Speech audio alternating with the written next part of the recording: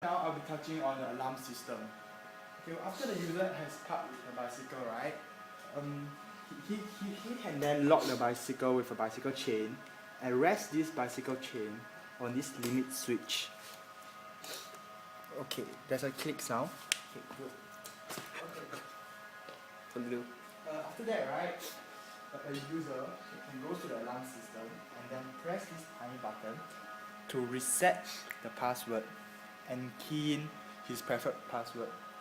For now, I have set the password as 010101.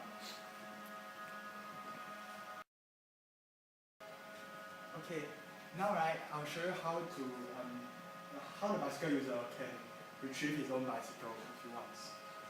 Okay, first right, the bicycle owner has to key in the alarm sequence, the alarm password he set.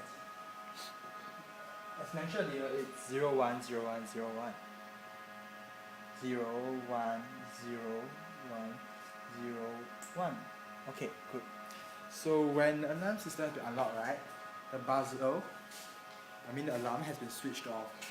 So right now, the user can now safely remove this chain and unlock this chain first.